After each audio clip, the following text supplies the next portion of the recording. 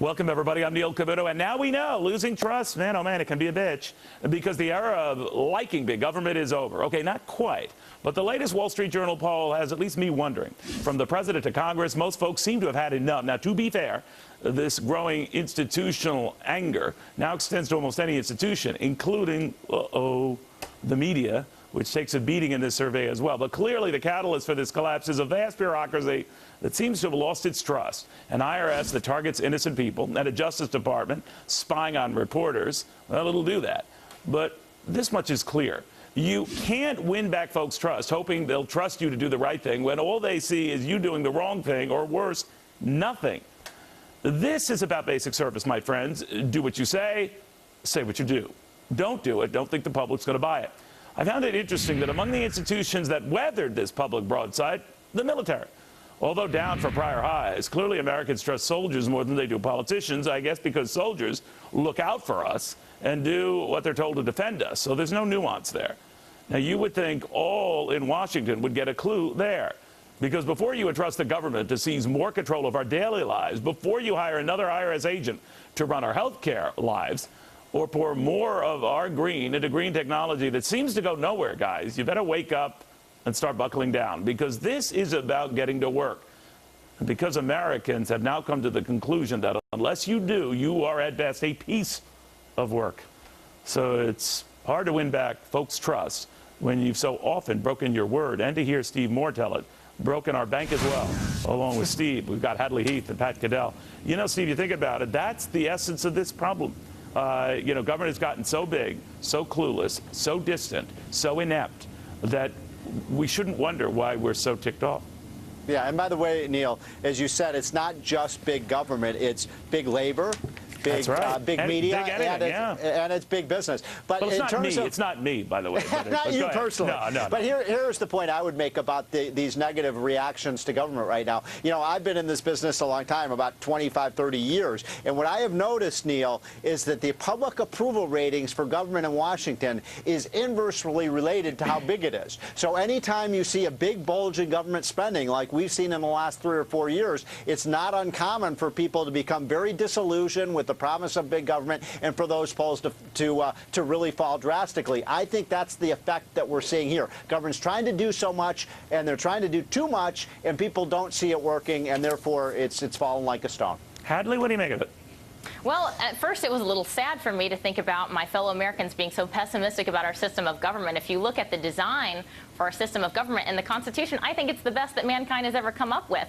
But I think when people are responding to this survey question, they're not thinking about our constitutional design for government. They're thinking about our government as it functions today, the government that is issuing about 3,500 new regulations every year, trying to tell us what kind of light bulbs to buy, what kind of dishwasher efficiency we need, or how much salt should be in our food. When government attempts to solve every problem, of course they're going to fail, and that creates a lot of pessimism among the people. You know, Pat, is it just the size of government, or is it just the clear calamities that have been created by government? It is both the size and the scope and what government does, number one. Though a lot of people would like government to be more effective or efficient. It is also the corruption of government, which extends to both political parties. Today, Rasmussen has a poll showing the Congress at 6% approval. You have a political class made up of Democrats and Republicans who play their game, both of whom 82% of the American people believe, along with the unions, big corporations, banks, and others, are rigging the system for themselves to the detriment of the country. And look, Neil, when you have 3/4 of the American people who consistently believe that when asked whether the government in Washington operates with the consent of the American people, and 3/4 say no, that's what I keep saying is a pre-revolutionary moment. Everything going on, what Obama has been doing, the way these scandals are playing out, all of this, the spending, what you had on the IRS videos, the contempt. The word is contempt that Washington, both the establishment Republicans and Obama and the established Democrats have, that are driving these numbers. Let's not pretend it's some kind of ideological difference. It is a class of people in business for themselves. You know, I'm looking at the sell-off today, Steve, and one of the reasons for it, as we take a look at what was going on at the corner of Wall and Broad, was this fear that some of the good news we got is going to prompt the Fed to take the punch bowl away, or at least I can grab a smaller punch bowl, right? And that is weird in a sense, because the last bastion of trust we have is the last adult in the room, whether you agree or disagree with what the Fed has been doing, trying to forcibly keep interest rates low, is that he's the only one getting something done. He's the only adult in the room. If he pulls away, then Katie bar the door. I mean, we've got no one. Neil, I just saw on a plane the other night the movie The Great and Powerful Oz. I don't know if you've seen it yet, but he's the man behind that curtain. Right. And all I can think about is that when I'm watching that movie, that's Ben Bernanke, right? We have put so much trust in this guy, and we've really put the entire economy on his shoulders. And you're right. I mean, every time he sneezes, people think, oh my gosh, the economy is going to crash. I still remain somewhat bullish about this economy right now. Actually, the one interesting part that we haven't mentioned is if you look over the last 2 years, Neil, actually government spending is starting to fall a little bit after those huge highs, after the big stimulus and all the bailouts. So the direction, at least, of big government in Washington is coming down from an all-time high. Do you think it is, Hadley, though? I mean, Steve mentioned something interesting as well earlier about our history with big government is that in the beginning, we seem to like what it can promise, and then we see what it delivers, and we almost recoil at it. Where are we in the love recoil stage? Well, when we look at the distrust and the pessimism in this poll, it's tempting to blame it all on the recent scandals, the IRS, the DOJ, Benghazi, but the trend has been downward for about 40 years. People have lost more and more faith in government. So I would be very hesitant to say that. We elected a guy, but wait a minute, we elected a guy who promised more of it and said he would deliver more of it, and he got reelected, right? You know what he said? He said the question isn't is the government too big or too small, but whether it works, right? So he was sort of pretending to be a post-partisan kind of guy, and that's how I think he got elected. But the era of big government is never over. It's always going to be a struggle. I'm a person who agrees with Ronald Reagan when he says freedom is always one generation away from extinction. So we're going to have this fight forever and ever. Amen. I'm wondering, Pat Caddell, whether all of these scandals have chastened government, or at least people's perception of government and the good it can do, and they're thinking, it can do a lot more bad.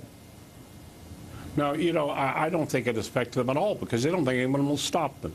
The fact is, the public is so far ahead, and we have said this, and the same Wall Street Journal poll you referred to shows the public knowledge of Benghazi and the IRS and the abuse of the First Amendment, the AP Rosen story, are being far more followed. The public's far more cynical. Hadley makes a very important point that this poll shows that this is a 40-year decline. After Watergate, 55% of the people had confidence in our system of government. That number is severely down in this poll to it's almost single digits. It's so bad. What we have is this government isn't chastened because the political class isn't, because they're not being challenged. When I hear Steve, who I admire a great deal, talk about Ben Bernanke and he's right. His analogy is right. Mr. Oz, the phony.